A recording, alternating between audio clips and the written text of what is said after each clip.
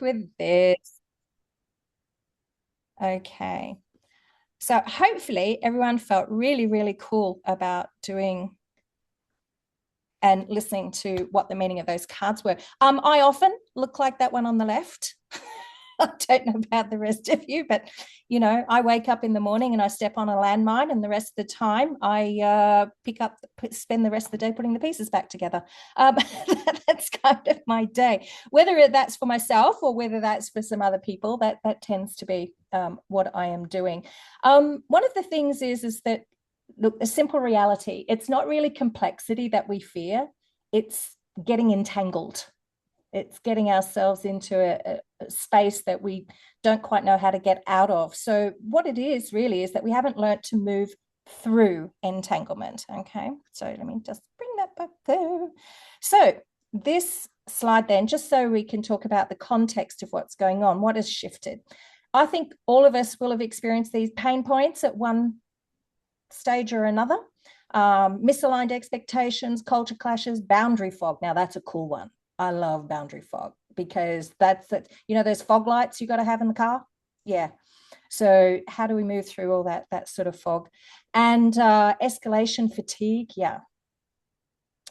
Drift. Now, this is an interesting one. Those of you that are already venturing in the AI space, because of the stuff that's going on with bias and everything else, it can drift us into spaces that we don't want to be in.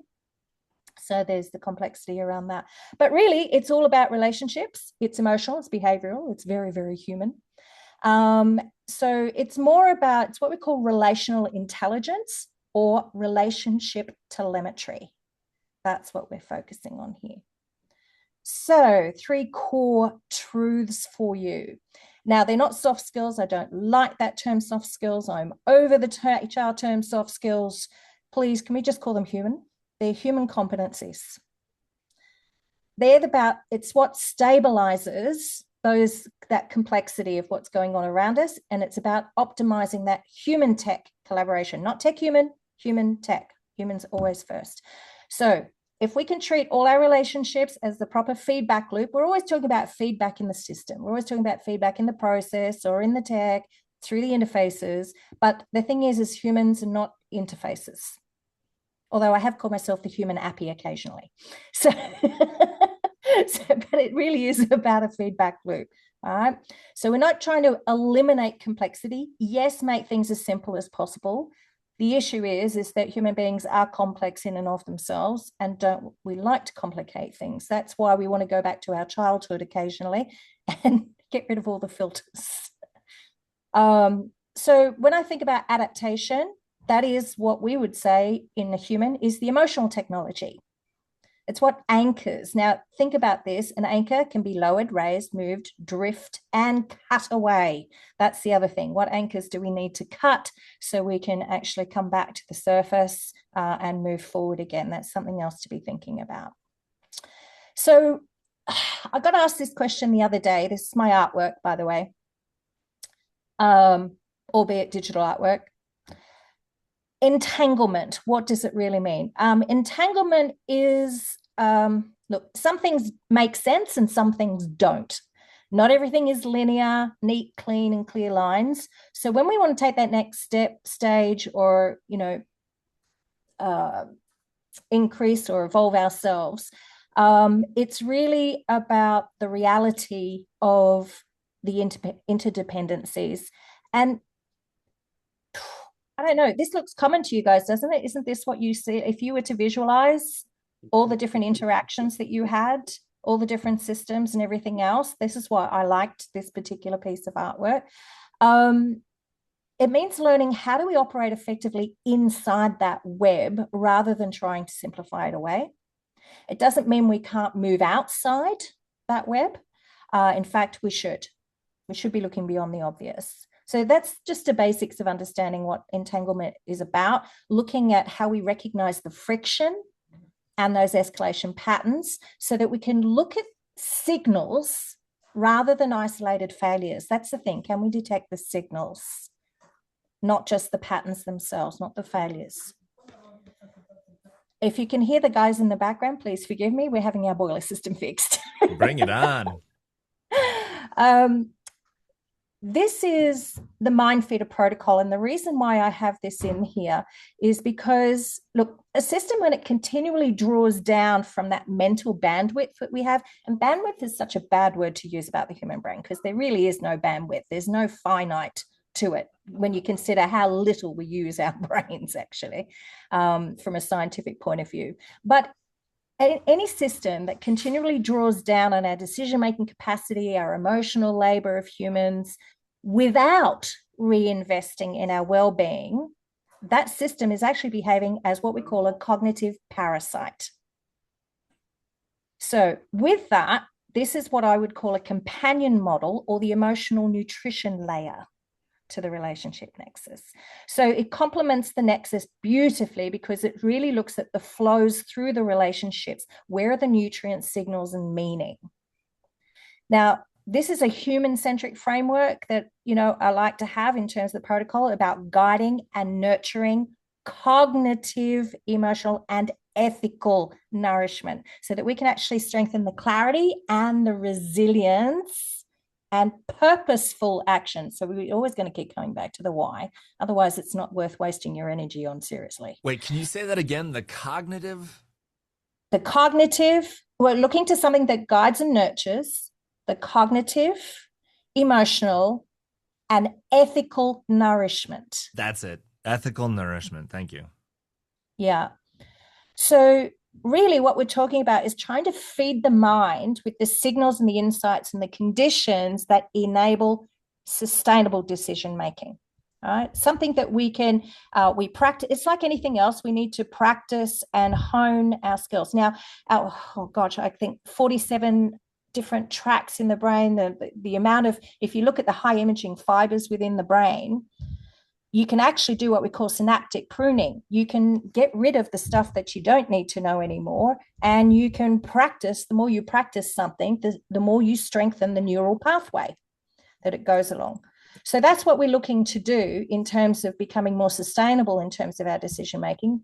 Emotionally intelligent, I like to shift that to being emotional agile, the emotional agility, our collaboration in that space. And of course, although in being human still in those environments where we are connected, we don't really have much choice about it. Now, the other thing that I use in addition to the Mind Feeder protocol that feeds through it is what I call my SASSY series. Now, I'm not going to go into all the details because I've been building this trilogy out for a bit. Not that crimes has actually come into play yet. Trust me, there's going to be there might be bloodshed. Depends on whose. But this is what I call if you like, it's an empathic cognitive human perspective toolkit. It's a bit of a mouthful, but anyways, chaos is about the world around us. It's the external environment, creating that happy and open-hearted service, okay? Sassy minds is about the world within us, so our internal intelligence. And crimes is about the world we're responsible for building. In other words, it's our collective accountability. And you are the integrator that binds that trilogy together because you are in it. You are actually at the center of whatever the nexus is of those relationships around you. You can actually play yourself at the center and see where that is leading. And we're talking about, we want to have good stewardship so it all converges into, as I said, the relational intelligence or relationship telemetry, and it's for the Industry 5.0. So here's a quick peek at it. This is the basis of the relationship nexus lens.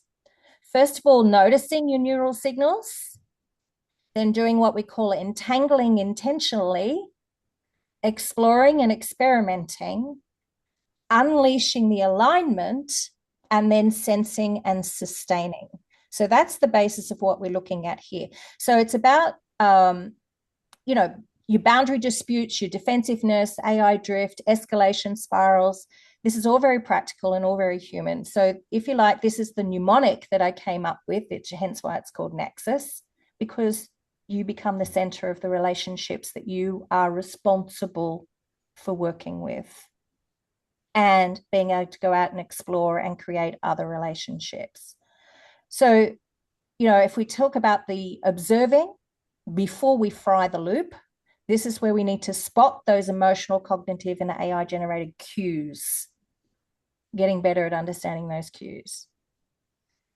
Entangling intentionally. Isn't that what they call marriage? You intentionally entangle yourself into the relationship, right? So this is about the balance and understanding that where the chaos is, this is where we want the curiosity and accountability. Lean into the messiness. Humans are always messy, but lean into that with that curiosity, because those, if you like, human algorithms, that chaos is data. That's what emotions are. Emotions are data. We are not an emotion. We experience an emotion. So use that data that's coming in and intentionally think about what you're putting across that nexus and what's coming back at you. Remember those feedback loops.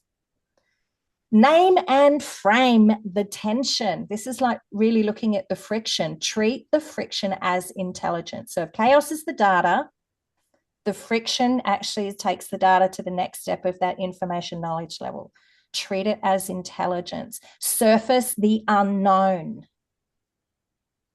Uncover those hidden things that, and a lot of people have those hidden, so name it and frame it. That's exploring and experimenting with what's happening. Unleash the alignment.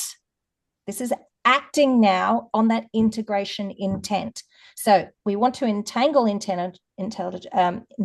So we've got the data. We want to treat the friction as the intelligence. Now, without suffocating creativity, we want to pull those people, processes, and AI into that shared flow. You've probably heard about flow performance. I'm not talking about value stream mapping here or value stream management. I'm actually talking about a relationship flow. How do I relate to the technology? How does technology relate to me? How do I relate to the process? How does the process relate to me?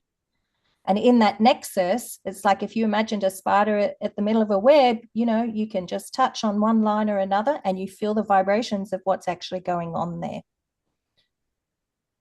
The sense and sustaining is closing the loop. Now, it doesn't mean that you can't break and create a new loop. As I said, talk about, you know, the synaptic pruning that we can do. That applies not just in our brains, that can apply across all the things that we do. And it can apply to relationships. So, hey, just think about this. Certain family members, I'd like to be able to break that loop and take the hook out and maybe put it somewhere else. Cut the anchor. Cut the anchor. So closing the loop is really about, you know, having that flow into a particular way, just like river systems. Sometimes we actually have to reroute that river into a different flow. So come back to things like Dave Snowden's estuarine mapping. That's a really cool thing for you to look at from that perspective. It's really reinforcing that psychological safety and keeping the system and yourself in adaptive resilience. Okay, that's the focus there. And so that's just the high level view of what the Nexus is all about.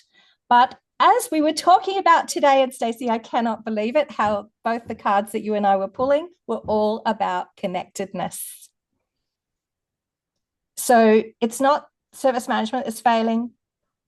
It's asking us to evolve how we relate. There's no such thing as perfect harmony. It's just good, honest alignment.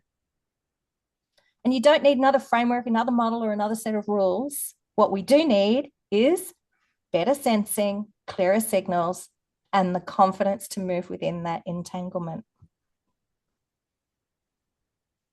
Thanks for listening. Thank you for presenting, Simone. My Lord, what a great presentation. Stacey, as well, for your involvement, as well as everyone here, because what a chat. The number of notes that I took, the number of, you know how we have an exit survey after the OSC meetings on a Friday, and you can put in your favorite quotes. My Lord, there are some quotes on here. And I love how it all sort of starts with the concept of that human API that you called yourself. Oh, a human appy. The human appy, you know, the human API. And it really is, when you think about, and I put this in the chat, and I love this framework right here, the Nexus. As soon as you put this up, I was like, oh, I need to screenshot this. It's an Well, incident. It's an incident yeah. process chart, I look Simone. at it like as the human architecture, whether it's in service management or whatever field. Yeah. I just put in service man. Stacey knows that when I did this for Siam, I had it in Siam and I focused it actually around the Siam thing. So, the whole point is the relationship nexus can apply to anywhere. Yes. And I like how you just pointed out, like, if you're presenting at other places or you want to practice presenting or you've got a concept like this that you want to bring to a group of people, OSC is the place to do that. Please consider presenting David Lowe, your chat. The thing that I had to interrupt you and Sakari about, like, of course you guys should be presenting on that. And there are enough people here where we do need to raise our hands for discussion. So if you've got something that stood out to you that you want to highlight to Simone, if you want to ask a question about using this sort of thing at work, to make, I love that, sustainable decisions. If you want to ask questions about how to make those sustainable decisions and build this framework, please raise your hand, ask some questions. Now is the time for discussion, except for that Lisa's going to interrupt the discussion anyway, because she probably wants to take a picture. Also, I do have a listen, jerky. I also have a comment that's going to be very controversial. Ooh. Simone, there's one thing that you said that I absolutely disagree with, and I just really need to bring it up. Yeah, There are some things that go in perfect harmony, like oysters and beer. Well, not for me. I'm allergic to seafood. But beyond that, my friend Matt is right. I raised my hand because I would like to take the photo now. Okay, so let me start sharing so I can go back to photo. You can tell who's an entrepreneur here because they've got marketing on the mind. Well, a girl's got it too. Actually, good. I have time management on my mind. It's good. It's great to take I'm going to hold pictures up my card today. Nice. I love it. Yo, Stacey, get yours, girl. Rocky. Oh, look at what Rocky's got. Nice. Yeah, give me a sec. I just gotta grab it because I actually put them away. Of course I did. What's the fish that has it has a glow spot on it and then it attacks whatever's after the glow spot? That's what it looks like, An angler, an anglerfish. An angler. Well done, you. It's a all right. pen. It's pen. Even better, spy man. All right, so we're gonna do it in 3, 2, 1, and there you go, Zachary. I like it. In 3, 2, 1. Eureka! It's not doing it. I love that you posted those pictures of you guys at Pink too, Sanjay. Well done. Me too. Sorry, guys, it didn't take. We're gonna do that again. 3, 2, 1. Everyone, smile. Oh, nice. Sanjay's son got in there. Boom! Nice. You're on mute, but yeah. I didn't have a chat to see a chance to see the chat. What have we got in there? Yeah, that's the beauty of persistent chat too. If ever you need something from one of these meetings, an idea or a note, just keep in mind that there is a persistent chat. We're not going to pay for licenses for everyone, dear God. But but if you need something, let us know because the board can pull it out of the chat. The other thing, okay, so the sustainable decision making, I need you to talk a little bit more about this because I'm trying to understand emotional nourishment, cognitive nourishment, ethical nourishment. How do you enable this as a team? How do you do this as a leader? What does the practice actually look like? Are you asking me or just asking the group what they think? Yes. Someone guide us. Well, I mean, okay, so I'll give you three things just to start with. So first of all, signal nourishment is about addressing early warning gaps. So what are those emotional signals, the relationship patterns that you see? What are those tension indicators, behavioral energy? And that so wasn't of me to say that it's the vibe of the thing. Sometimes when you walk in, you can cut the air with a knife, or you feel like it's really flat, or, what are those cues? All right. And that too can come back to aligning with whatever the values are, both personal and business. And using AI as well can be really useful here. So think about all the sentiment analysis type stuff. That's really cool tools for that. The other one then is tension calibration. So how do we calibrate that tension? So that's not avoiding, okay? Get rid of avoidance. it's about not escalating, not avoidance and not escalating. It's about calibrating the presence. Are we actually, have we got the clarity? Have we gotten rid of the boundary fog? Where is the emotional load? We need to calibrate that tension. And of course, the other thing is the relationship expectations. We need to, sometimes people want more from us than what we can give, or we're giving more than what we should, or there's something else going on. So that's the tension calibration. So it's like a reflection, like this is where I struggle personally. So this is why I'm asking this question, because I'm so curious about it, because I need to fix this problem in myself. Like, so for instance, I'm in a great culture right now at work, so I can trust myself emotionally all the time. I can just be completely vulnerable. It's super awesome, very highly productive for me. But there are times where I'm in a state where I can't do that. And like in HDI is a great example. It's just an organization where there's a lot of politics, and I don't understand where all the politics are coming from. But do you feel like, so that third one, though, is about that loop closure, like don't leave the mind starving. But, okay, so but how do you do like, so for instance, I put that in my calendar after I have a thing with HDI, let's say a national conference, and I know I'm going to see people that have conflicts with me and I have conflicts with them. I put it in my calendar to reflect in that moment. What else can you do? You've got to go back to expectation resets, psychological safety in reinforcement. And also, too, as I know, because Zachary has his hand up, there's a lot of cool stuff that Happy Signals does that feeds directly into this. Isn't there, Zachary? Well, I wasn't going to directly refer to Happy Signal stuff, but one thing that I noticed is that, like many of you probably know the concept of recency bias among many other biases that exist. And especially in these online meetings, like how you leave the meeting, like what's the vibe in the very last seconds of the meeting can actually make a big difference in what the feeling is as you walk away. So especially like for people who are maybe in leadership positions or otherwise are able to, like if you just lighten up the mood a little bit with something like heartfelt comment or just acknowledging someone in a positive way at the very end of the meeting, it can just make a difference in like people will log off with a smile. And I think they will remember that in consciously or unconsciously by the time that they get to the next one. Nice. I try to do that a lot.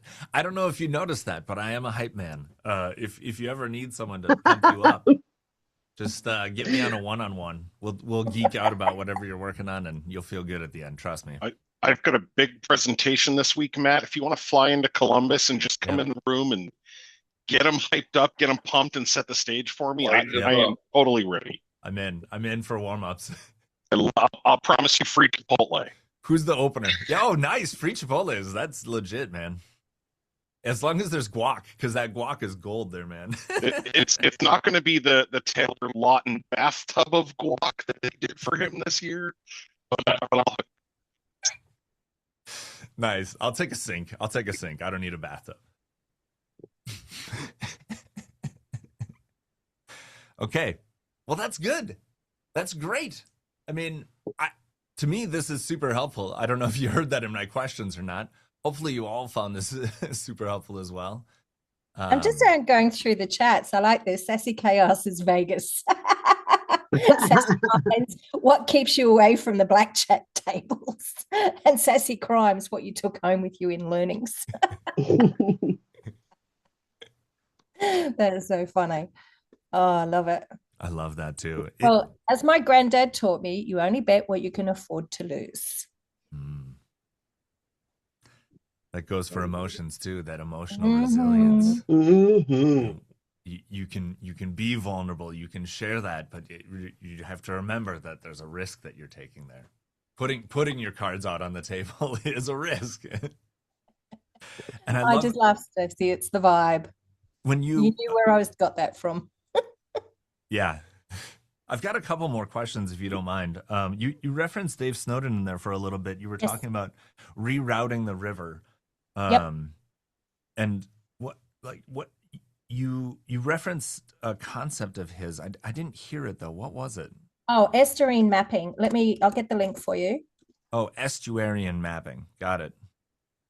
Let me just grab this and I'll stick it in the link. I'll just give you a link to his first little writing on it, but I actually did the course in Paris earlier last year. On part of it, and it was really, really cool. So that's just his article from the website, but there's a few other links in there, so it just gives you a quick view of it. But yeah, it's really cool. I mean, a lot of it's developing from, I don't know if you remember, there was an EU field guide that they created for crisis environments. Yeah, so estuarine mapping is sort of an agile, comes out of that as well. So it's like an evolutionary thinking further to that. And that was really cool because I was one of the reviewers on that book, and it's really cool. So, and of course, chaos. That's where I live. Yeah, what I love is how you tied that to emotionality. Like in my brain, I don't connect that estuarian mapping to an emotional action. Like I see org change and I think about org change, but I oftentimes remove the emotional element from it and think that it's really, I mean, I just put it in this bucket of people stuff. But your decision making is based on it. Yeah. It's part of the data in your decision making. Mm-hmm. So cutting it off actually means that you make poorer decisions. That bucket looks great. Lisa, what have you got to add here? Actually, Matt, you said something that I really appreciated, and I just wanted to acknowledge it, because as an employer, you said that you were in a safe space where you could be vulnerable, and how much you appreciate that. And I've never heard anyone say it quite like that. So thank you. Yeah. It gets in the way. My bandwidth goes down. It's like watching YouTube while you're trying to get stuff done. You just don't do it. And so if there's emotional stuff that I have to tiptoe around at work, or in an organization or in a community, you got to go back and recalibrate the tension. Yeah. Yeah. You do. Yeah. And it's tough. It's so tough to do at scale. If you've raised kids or built a family, you know what it's like, because you go into other people's homes and you feel it's that cutting the tension with the knife. You can feel it in other people's homes and in other people's environments. And then when you come to your home and you're like, I have cultivated this safe space, and it's exactly how we need to feel at the end of the day. And it is. Yeah. When it gets damaged, my wife gets upset. If I burn some food in here and it smells in the house, oh my gosh, she gets upset because it affects her at an emotional level.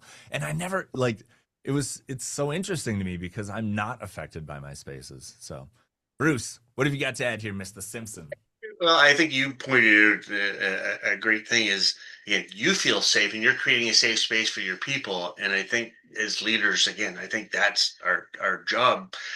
We may not feel that safe above us all the time, but we still want to make sure that we can trust. I always encourage, come to me, tell me, let me know. Again, I can't help you if I don't know, but I wanted them to trust me enough to come to me with anything, and I'll give them ideas. I'm not going to necessarily solve it for them, but I want to ask them pertinent questions so that they can think through the scenario they're in and help, again, take that coaching approach of this. But if they don't feel safe enough to come to you with stuff, there's so many blind spots you're going to have, which scares the crap out of me, because I'd rather know. And it's funny how many organizations, they don't want to know because then they'll have to fix it.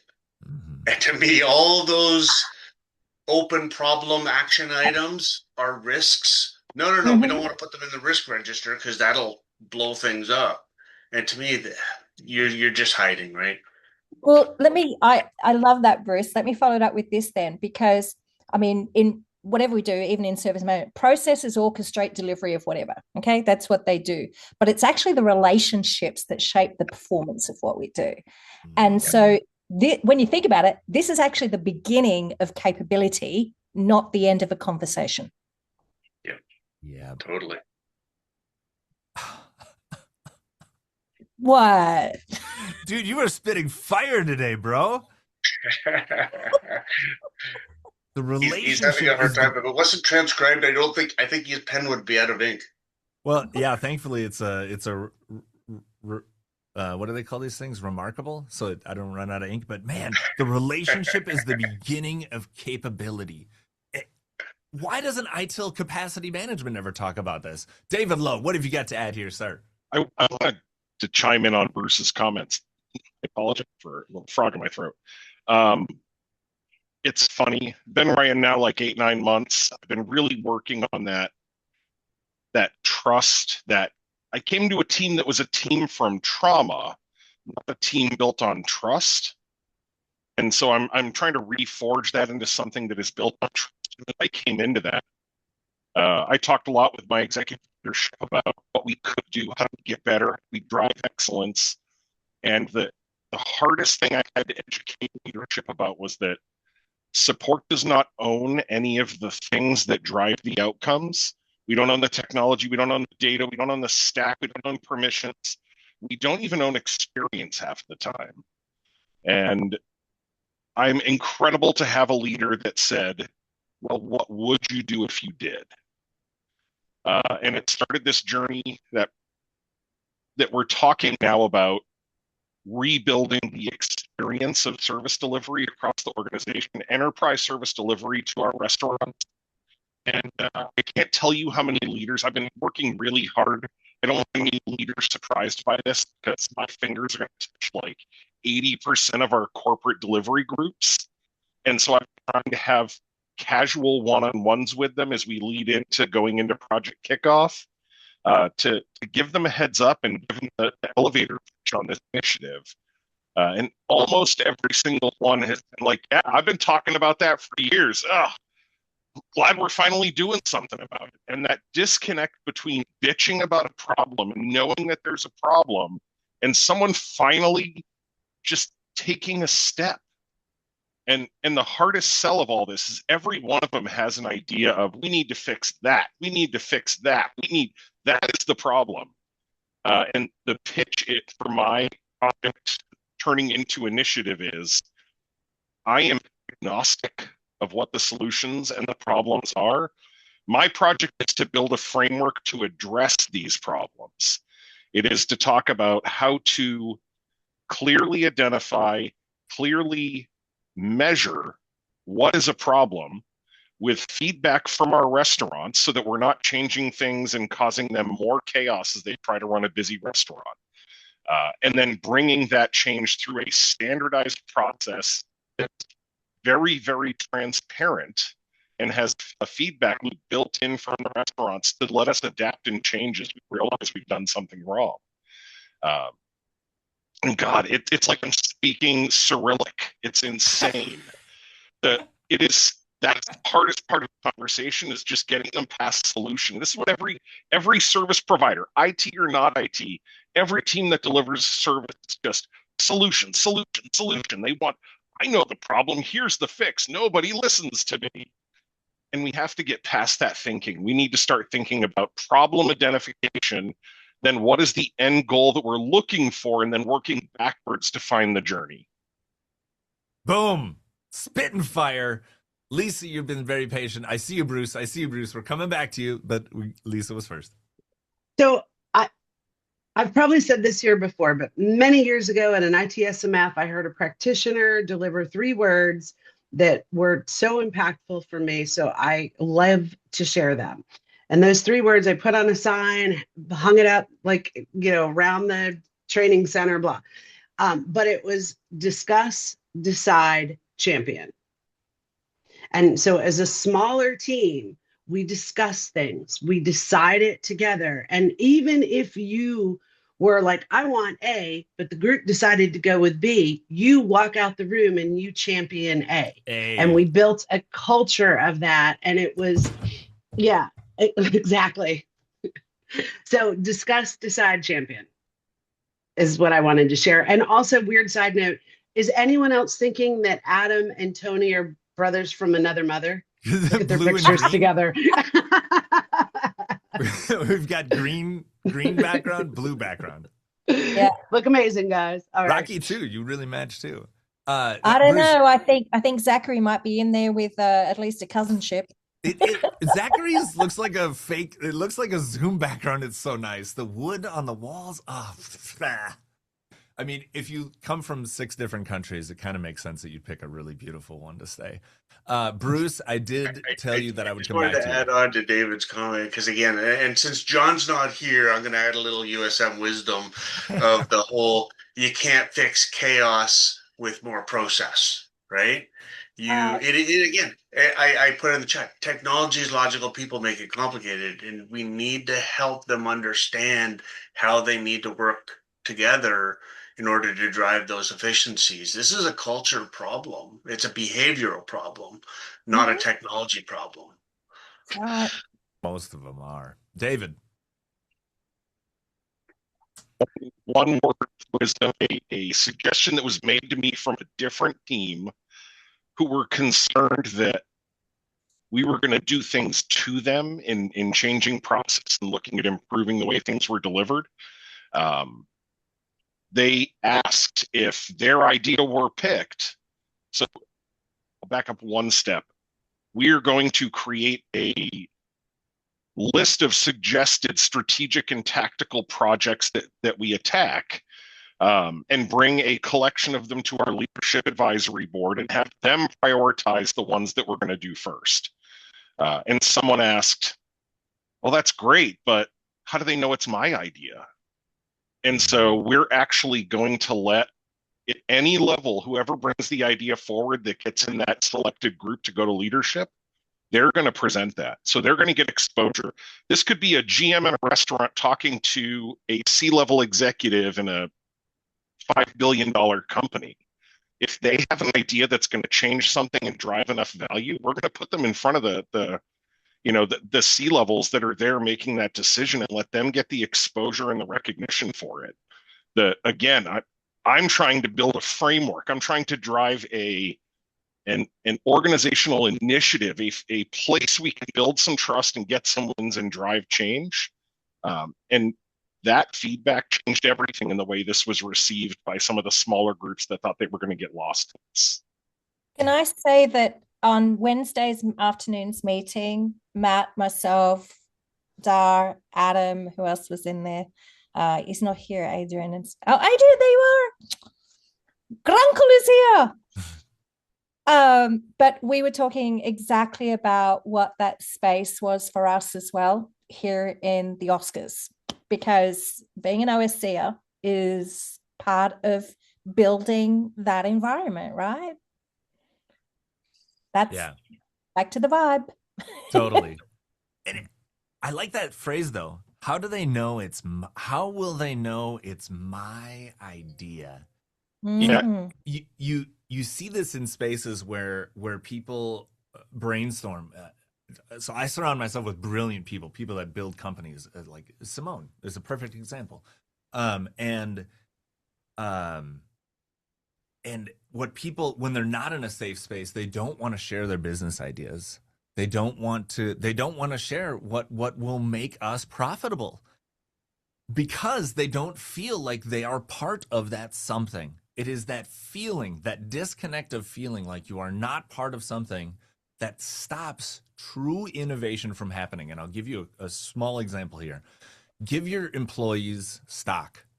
Give them options. Give them part of the company, literally. Because when you do it, you do. Because when you do it, you are removing these blinders. You are removing these narrow little looking eyes that are just like, paycheck. All I'm really thinking about is a paycheck. And I hope that the company does well. And then you give them stock and they're like, I want this stock to go way the fuck up. Like, let's go. How do I'm going to sell burritos on the street in my pajamas on TikTok for 24 hours for the next 18 days. And we're going to go virus and we're going to make $1 billion. And the same thing happened at this company. They gave me part of Invigate and I said, how are we going to blow this sucker up? And of course it's happening because all the employees feel that same sense of belonging. They want it to be their idea. John, what have you got to add here, man? Actually, I mean, I just wanted to applaud David for that approach, and I'm curious as well because that approach is also not without risk.